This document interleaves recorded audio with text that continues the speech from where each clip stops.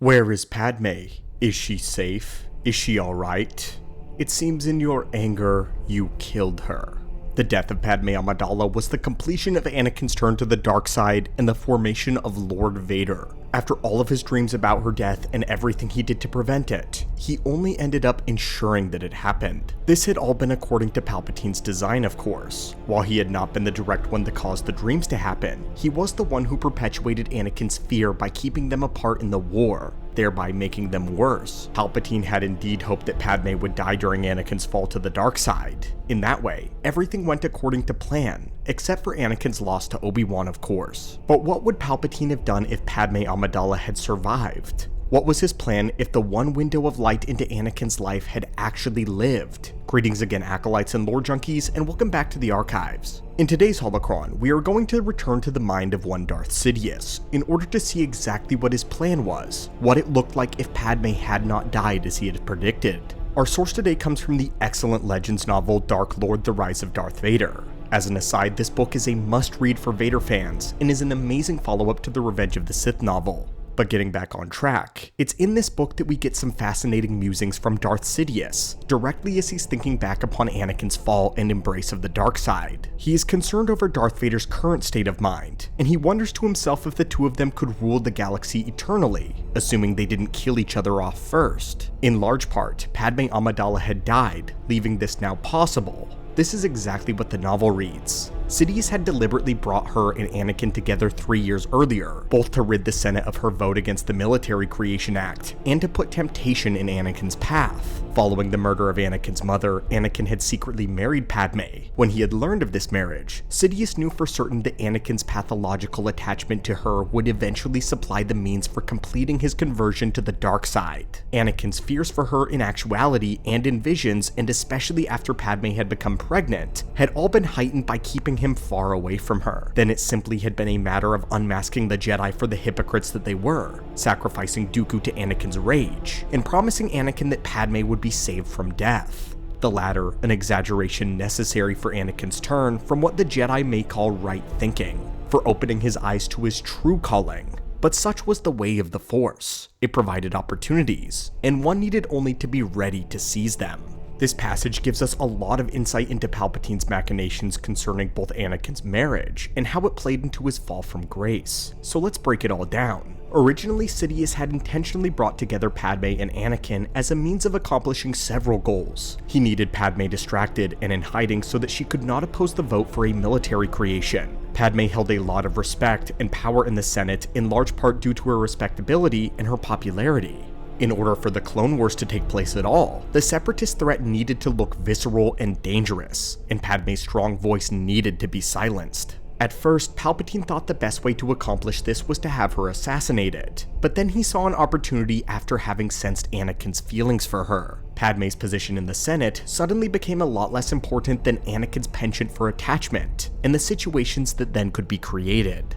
The two of them getting married had been something Sidious hadn't entirely counted on happening, but he wasn't upset at all. In fact, it turned out to be much better than anything he had hoped. Instead of a boyish crush to play with, Anakin now had a secret life, and that entailed jealous attachment, shame and secrecy from the Jedi, and most importantly, fear of loss. It was just more opportunity to facilitate his fall. But we also learned something else important. Palpatine hadn't been the one to cause the visions and dreams that Anakin experienced. As the Chosen One, he had a natural affinity for the ability of future sight, which was how he knew that his mother was going to die. The Force itself was attempting to give him a warning that the path he was on would lead to Padmé dying as well, and the fact that he couldn't prevent it, and if he tried, it would end in disaster. Yoda had attempted to tell him this by stating that he needed to let go of everything that he feared to lose. Unfortunately, that message did not come across clearly enough, and Anakin took it to mean the exact opposite, that if he didn't do something, then he would lose the woman that he loved.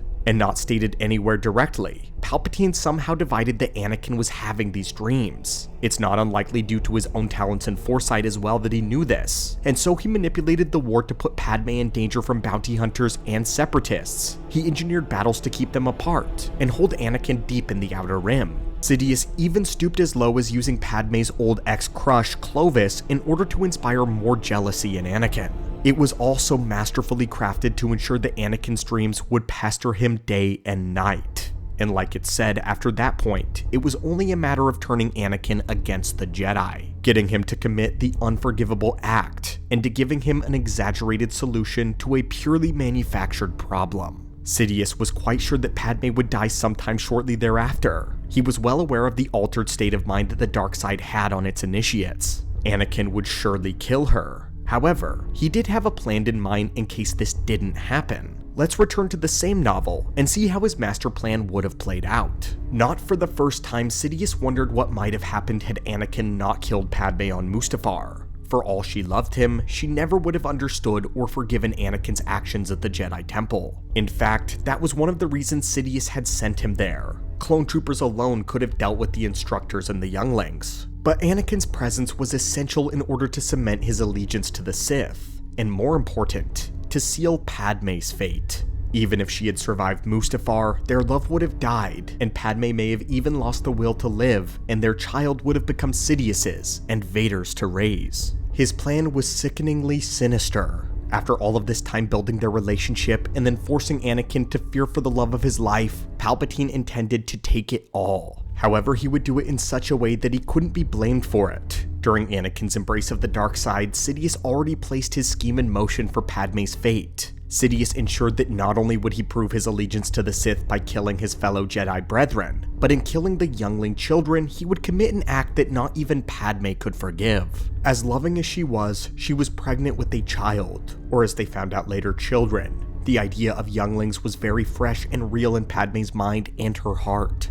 For her husband, the man who was to father the child she was carrying, to murder actual children in the temple, there was no greater horror. He would forever be a beast in her eyes, no matter how he tried to justify it. Sidious's expertise in psychology of normal people allowed him to manipulate events in such a way that he would win either way. If Padmé died, Vader was his to mold as he pleased. If Padmé lived, that mattered little. Their love would die in the flames of the dark side. The betrayal and sin of Anakin Skywalker was too great to atone for in his wife's eyes. Palpatine counted on her dying not too long from a broken heart. Either that, or it's likely that Vader would have killed her in a fit of rage, or she would just be banished and removed from the picture entirely. It mattered little to Sidious, but no matter what happened, Palpatine wins, and the child of Skywalker was theirs to raise as a dark side prodigy. And this comes to the real goal of why Palpatine would have wanted to see Padmé die. Their child was a prize all its own. While not a part of Sidious's grand scheme, it was a perk to be sure. Luckily for us, we don't have to wonder. The novel gives us insight on what his plans were for the Skywalker children as well. Might that child have been the first member of a new Sith order of thousands or even millions?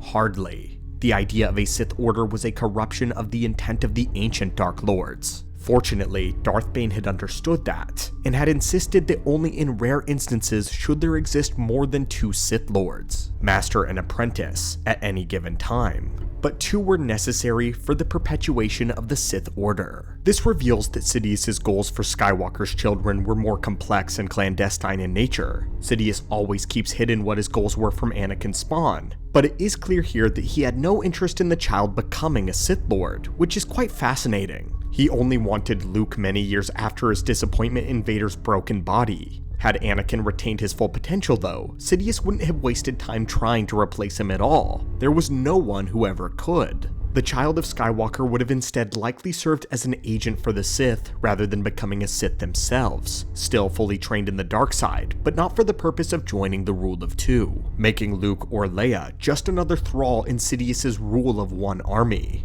For those of you who may not know, that this had been Sidious's goal all along. It was revealed in his own writings in the Book of the Sith that Sidious wished to establish what is known as the Rule of One, which would have seen himself at the head of the table and head of the Empire, with many darkside adepts and agents under him doing his will. None of them were Sith, and all shared only a fraction of his power and authority, but the universe would have ultimately been ruled by an immortal emperor and those who touched the dark side. Theoretically, Darth Vader would have been the head of this Black Legion, all that started out with the Emperor's hands, the Inquisitors, and the Shadow Guard. And it appears now that the son of Skywalker would have been yet another addition to this, but perhaps with much more power and authority like his father, though again, still not fully a Sith. Something else that's fascinating though, is Anakin's child seems to have been something of an afterthought to Sidious. The way it's implied in the text is that the child is more of an afterthought in all of his scheming. Losing the child with Padmé's death, he never really seems to consider any kind of loss. The whole deal was more of a bonus to him originally. What did take precedent though was just getting Padmé out of the picture, whether through death or through heartbreak. For as long as she remained, Darth Vader could never fully take shape.